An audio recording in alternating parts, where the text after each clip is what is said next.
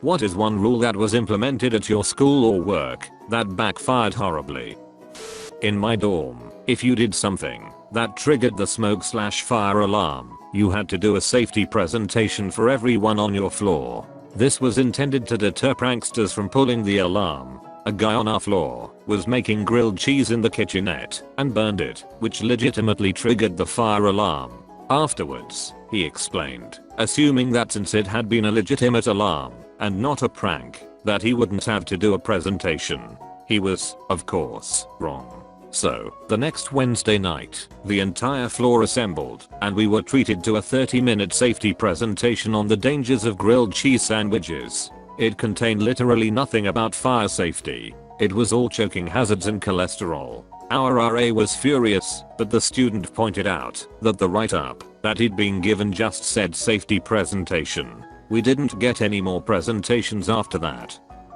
Well, it wasn't a school-wide policy, but I had a super bitchy French teacher who would constantly hand out detentions for things as inconsequential as walking to the trash can to throw away a piece of paper. She absolutely could not deal with the fact that we periodically might need to actually leave our chairs for a perfectly valid reason.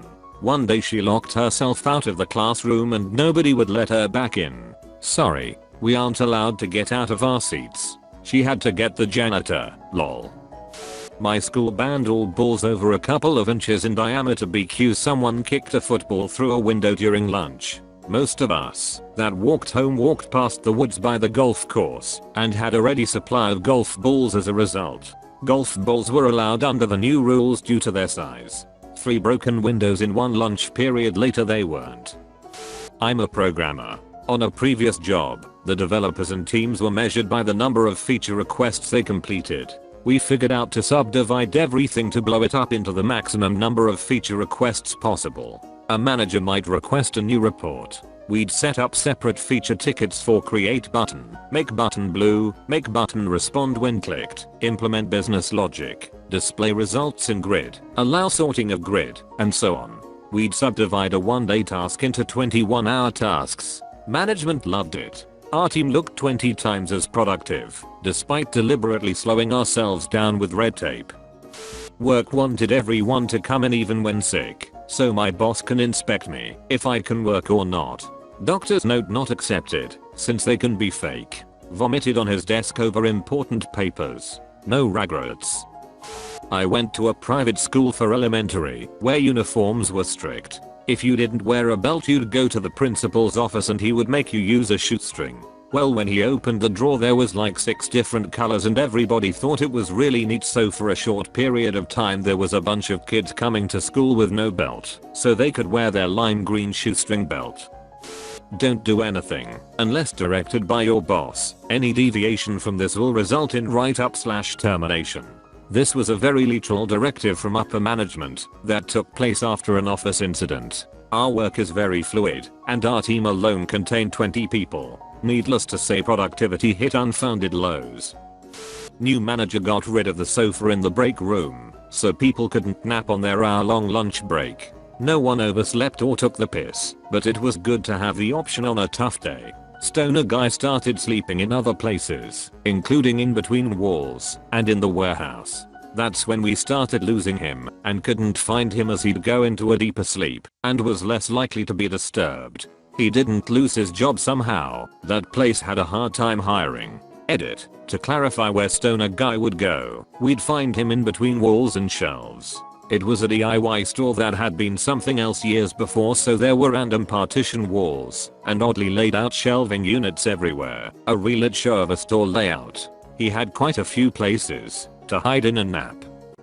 My senior year of high school, some guy in my class got an in-school suspension for wearing a headband. He had long, curly hair, so the next couple weeks almost every guy on the football team started wearing headbands in protest. Keep in mind that girls could wear headbands, just not guys. No one really understood this rule. Edit. This took place right in the middle of football season. A school in my area jacked up the cost of the parking pass. People protested by not buying the pass. Instead they rode the bus. Funny thing is, the county really relies on juniors and seniors driving because they don't have enough buses for all the students. The parking pass fee dropped. people drove again. Don't ever let them tell you driving to school is a privilege. They need you to drive to school. Our school made it so you couldn't play dodgeball anymore. So what happened was that the gym teachers came up with this new game called Fireball. The rules are there are balls in the middle of the gym, people go on 2 separate teams, go 4, and if you get hit you're out. If you catch a ball you okay. So it was basically dodgeball. Then Fireball was banned. So now there's this new game called Pinball, which isn't involving the machines unfortunately, but it's basically dodgeball / fireball, but there's bowling pins that need to be knocked over as well. I think they just gave up after a while. I used to work for a production company that employed a lot of really skilled, award-winning editors. There were producers and executives and directors, but the real money makers, the people who really made the company, were the editors, so the company was basically centered around them. The executives would always order in food for the editors, and the editors would usually eat in their offices while doing their thing. One day the executives decided to cut paid lunches to save money. The editors all thought this was a dick move, so they'd go out for lunch and sometimes stay out for like 3 hours. There was nothing the company could do, really, because these editors were top of their game, and if Warner Brothers heard that the editor they always used had left, they might leave too. So the company couldn't do anything. They saved maybe $15 per person per day, but lost like 4 hours per person per day.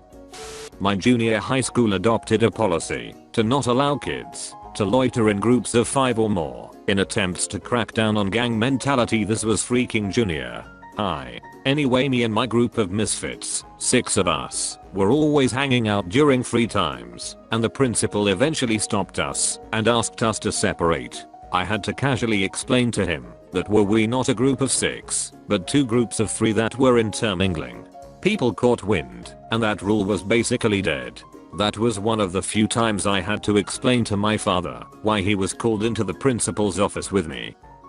My high school had a really bad problem with students showing up to class 5 minutes late every day, so they tried 3 different solutions.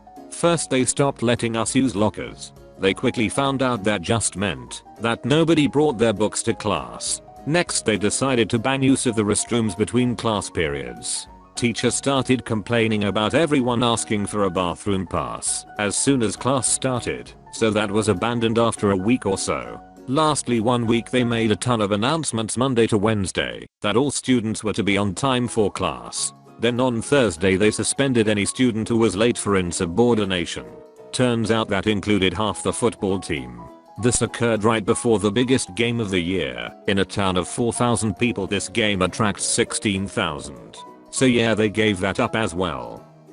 My 4 years of high school were full of my school trying out new policies and procedures to use in the future. My sophomore year, my school decided to make tests count for 100% of the grade and homework count for 0%, but it was still assigned. And as you'd expect, kids did absolutely no homework. The ones that didn't retain information well, or were bad test takers, struggled pretty hard to make the grade without homework padding it. Our failure rate was pretty high that year. Then my junior year, they brought homework grades back and made a new rule that there were no due dates nor penalties for turning in late work for your 6 weeks. We didn't do quarters. As long as it was before the next 6 weeks started, you were good. This led to students doing no homework until the last few days of the 6 weeks, and teachers had to accept and grade them all before grades were due. This put teachers under immense stress by causing them to work insane hours and spend every hour at home grading, which made them very irritable and more likely to just shove pointless activities and busy work at us until they could finish grading. Not sure if it was exactly a rule, but my middle school once encouraged kids to not touch each other at all to reduce physical harassment cases, even friendly gestures among friends. All that did was get the kids running around touching each other around campus for about a month and a half, screaming physical harassment. As they did so, to add insult to injury, they did it twice as often in front of the admin who made the presentation about it. This was actually in the news a couple of months ago. We had a really hot summer last year, and the boys at my little brother's secondary school were mad that they couldn't wear shorts, but the girls could wear skirts. The junior leadership team brought it up at a meeting and the head teacher jokingly went, "Alright, if the boys want to wear skirts, then let them." A group of boys went to school wearing skirts the next day. Then it wasn't just a group of them. I've told this story before, but my high school tried to crack down on people wearing their ties too short, as was the fashion. It got to the stage where anything, except completely pristine uniforms, would get you a detention, which, coming up to exam season, was one more thing we didn't want to deal with. In protest at what was widely seen as a ridiculous rule, ties started getting longer and longer, 1 foot, 2 feet, 2.5 feet, as long as people could get them. It culminated in one girl sewing 2 ties together into a 5-foot beast that trailed on the floor as she walked, and resulted in the deputy head having a screaming shit fit one day about how disrespectful we all were to the uniform codes. After that, the teachers quietly gave up on the new hardline approach to uniforms, and everything went back to normal.